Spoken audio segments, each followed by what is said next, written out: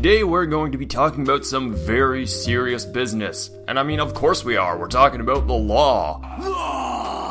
I mean, there's nothing silly, strange, or downright stupid about the law, right? Well, there is. In fact, I've compiled a list of 10 stupid laws for you fine folks. Everything from porcupine sex to women driving is all included here. So buckle up and let's get ready to learn about the law. Number 10. Way back in 1799, the city of Paris passed a law, making it illegal for women to wear pants. Yeah, all the women back then had to wear skirts or something that didn't classify as pants. Over the years, this law has been modified so that women could wear pants while horseback riding, and yeah, you'd imagine that France would have ixed this silly little law way back when, but no. In fact, they didn't fully revoke this law until 3 years ago. Number 9. Chewing gum in Singapore. What are some things that can land you in jail? Murder, selling drugs, assault, chewing gum. Yep, in Singapore, chewing gum is a crime. In 1992, the South Asian country banned the import of chewing gum. The one exception is nicotine gum, which can only be obtained through a prescription from your doctor. Anyone caught spitting gum out onto the street is given a $500 fine. Yeah, your ass can be booked just for having a piece of juicy fruit. The taste is indeed going to move ya into an 8x10 cell with a guy named Molly. Number 8. Molesting an automobile in Oklahoma. In the state of Oklahoma, it's illegal to, get this, molest a car. In order for this to be a law, it has to have happened at least once. And honestly, I don't want to think about someone getting their jollies off while rubbing a Honda's tailpipe. So, next one. Number 7. Having sex with a porcupine. What? What? Porcupine what? Okay.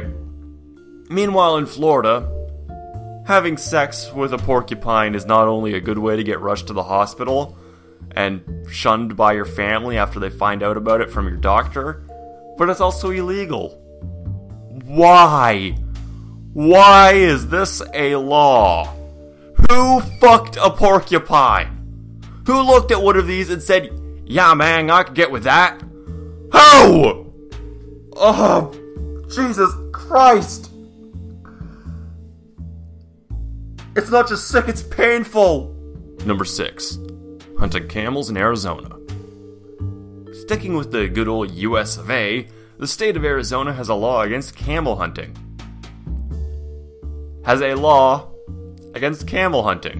Yes, a state has made it illegal to hunt an animal that primarily does not inhabit that part of the world. That's like if Kenya made it illegal to hunt pandas. Why is this even a thing? Are there really that many cases of people going hunting for camels in Arizona? Unless the camels were imported, I don't really see how you could do that. I don't see why this really needs to be a law. Number 5. Okay, last US law, I swear. But in the state of Texas, if you're going to commit a crime, you have to give the cops a 24-hour notice prior to committing the crime. Just wondering, does that make the crime less illegal? I mean, if you call the cops, tell them that you're going to rob the bank, rob said bank, and then get caught, do you get off a little lighter? I mean, what's the incentive to tell the cops that you're going to be doing something illegal? Wouldn't telling the cops about your crime before doing it be counterproductive? Honestly, I don't even want to believe this is an actual crime. It's far too stupid. Number 4. In Japan, politicians often go around to rally votes using vans and by giving loud speeches in public. This is all good and legal, but let's say it's 11 p.m., you got work at 5 a.m., and here comes Mr. Tadashi trying to get people to vote for him, and you are trying to sleep. You step outside to scream for him to tone down the volume, but you have just committed a crime. And yeah, you can be arrested for it. You see, there is no noise restrictions in Japan, and asking a politician to be quieter counts as attempting to prevent political activity. So yeah, Think about that when you're in Japan on a business trip and you got work in 2 hours. Don't yell at them. Believe me. Number 3. Despite stereotypes that suggest otherwise, not that many people in Jamaica actually smoke pot. Well, you don't smoke it publicly. This is because it has been an illegal substance since way back in 1913, and it's not like you get caught with it and you have to do some probation or community service. Even something as minuscule as a dime bag can get you a very lengthy prison sentence. So if you're going to Jamaica, don't think about getting high. Unless you're the devil, then I guess nobody can stop you. Number 2. You can street fight in the great nation of Washington. Wait, it's a state? And it's in the US? Damn it, guys! Let someone else be stupid for a change. Stop hogging all the world stupid. Well, I say stupid, but this law is really more stupidly awesome. Passed in about 2014, this law makes it so that if 2 guys get into an argument, they can settle it the good old-fashioned way, like pugilists. There does need to be an on-duty police officer present to referee the fight, however, but that begs the question, what if one of the fighters is a cop? Is he still able to legally do it, or is that police brutality? And number 1. In Prince Edward Island, it's illegal to build a snowman over 30 inches. Now, I'm not sure which state that is, but it appears to be in this giant state right above America. And I think that's actually Korea. Yeah, Korea's a US state now. But yes, in this island that belongs to Prince Edward, I guess, it's illegal to build a snowman that stands over 30 inches.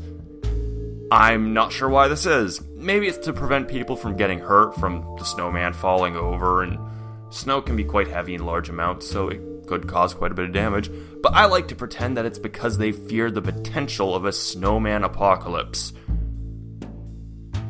I've got no joke to follow up with that. Like, I could do a Frozen joke, but no, too obvious. I'll just let it go.